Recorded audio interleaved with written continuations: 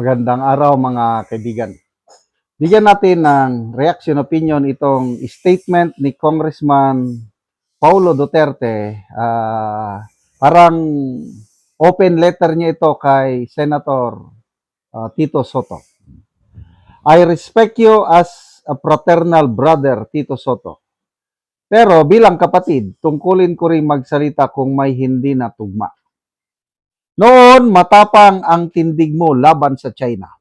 Ngayon, biglang gusto mong itulak ang joint exploration at sinisisi pa ang nakarang administrasyon kung bakit hindi ito natuloy. Ano ba talaga, Kuyang? Kasi may statement si Soto na suportado niya ang initiative ng Pangulong Marcos na Philippines and China mag-joint oil exploration sa West Philippine Sea. Bigla niyang binanggit na sinimulan ng kay Duterte, hindi natuloy. So, parang sinisisi na naman niya ang Duterte. So, ngayon, gusto nilang mag-succeed. So, sila, gusto nilang palayasin ang Chinese diplomats noon. Ngayon, biglang bumaliktad. Dahil nagipit na tayo sa pangangailan ng langis, biglang kumaibigan sa China. Ano ba yan? Walang isang paninindigan. Oh. Naalala mo pa ba si Tariela ng PCG? Ang binigyan ng go signal para umusig laban sa China? Tahimik ka noon. Ngayon, bigla kang maingay. Out of the blue, nag-iba ng tono. Oo nga, bumalimbing. Mas mahalaga ba sa iyo ang interest ng sambayan ng Pilipino o ang sarili mong financial security? O baka naman ang loyalty mo ay nasa kung sino ang may hawak ng pundo at kapangyarihan. Mabigat ito.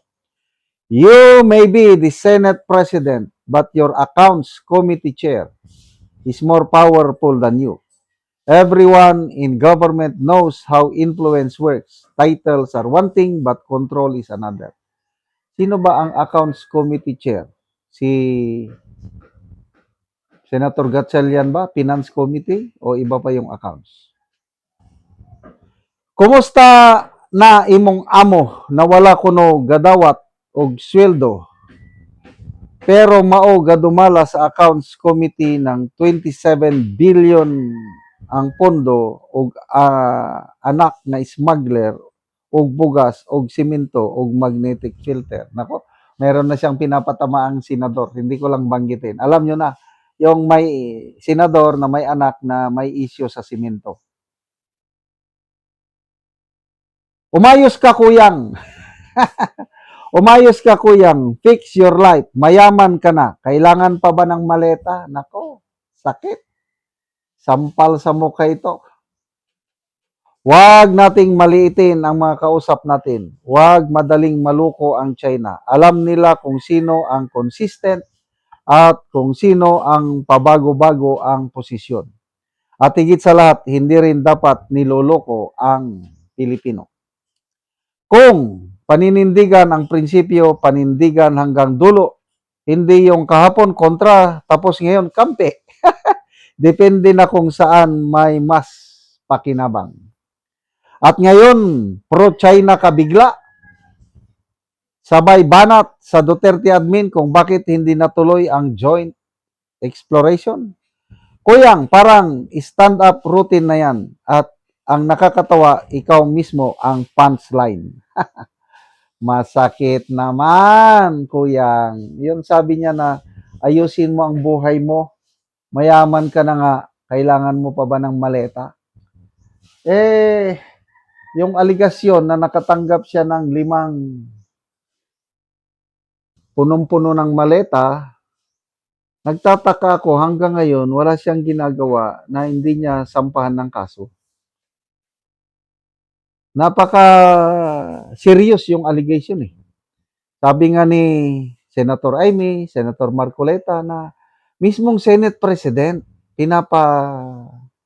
inaakusahan. Hindi ba kailangang linisin ang pangalan ng Senado? Ilang mga senador ang napangalanan? 4 ba o 5? Tapos wala lang. Kibit balikat lang. Totoo ba o hindi? Kasi kung ako yung senador na napangalanan, talagang tatawagin ko sa isang investigasyon para mabuking ko siya, ma-cross-examine ko siya para maipamukha ko sa taong bayan na nagsisinungaling yung 18 Marines na yan. Eh bakit hindi patawag? Oh. Tapos yun na nga, bakit hindi sampahan ng kaso? So, yan ang mga tanong na hindi masagot-sagot. Ayan, punta tayo sa pro-China. Grabe. I-declare na persona non grata, paalisin sa bansa. Nung sinabi na, sige, alis kami lahat. O, anong nangyari? Di, tumahimik sila. Ano kaya ngayon? Kung walang problema sa langis, magbabago ba ang posisyon ng gobyerno? Na dati palaaway, ngayon gusto nang makipagkaibigan. Kaya tama si Congressman Pulong, alam ng China sino ang consistent, alam ng China sino yung pabago-bago. Consistent ba talaga itong administrasyong ito? Palagay ko hindi. Kaya sabi ng China, yes, we will gusto namin ng joint oil exploration basta sincero ang gobyerno. Sincero ba? I don't think so. Kasi nagsalita yung AFP, yung West Philippine Sea spokesperson, Rear Admiral Trinidad. Sabi, hindi maasahan ang China sa usaping ito, joint and oil exploration. May duda na ako dyan. There is somebody now, mas malakas na boses na magsalita ka. Nito. Although napakaganda sana kung matuloy ang joint oil and gas exploration. Kasi sayang din yung resources, natural resources nandyan sa lugar. Hindi natin makukuha yan kung makikipag labanan tayo sa China, never tayong makakuha niyan. Hindi mapapakinabangan. Kaya ang pinaka-the best dyan is joint oil and gas exploration. Sana magtagumpay ngayon, kung hindi man, sana sa panahon ni BP Sara, magtagumpay yan para hindi na tayo aasa ng langis sa Middle East. Salamat mga kaibigan sa inyong pagsubaybay sa ating channel.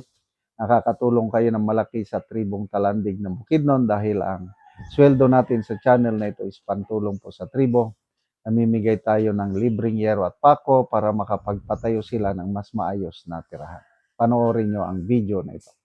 Ano yung natagaan na mo gyero so magatok na ni Karo.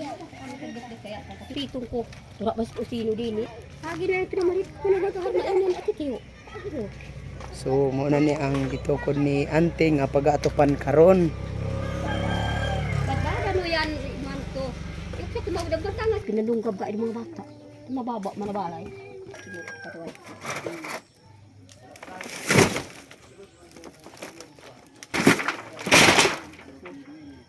Ang ipanaw sa... Ano ko ito ah? So dugay na gid ni ang balay ni Ante nga gitukod kay ang silupin nga yang giatop na nga gisi na gyud.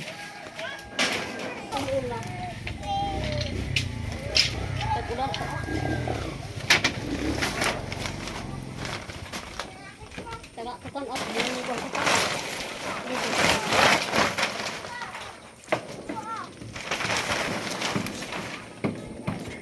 Kasi kubahi ko kay.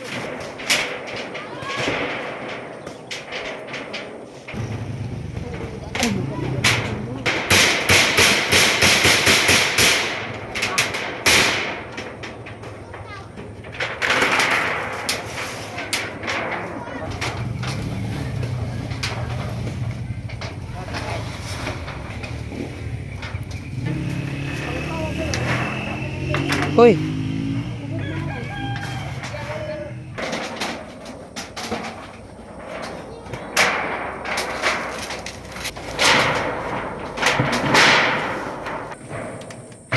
O karon human na gyud sa pag-atop ang among gihatagan og gyero si Ante. Salamat sa Ginoo og sa nagahatag sa sin nga nakaatop na gid ko nga dugay na gid ni.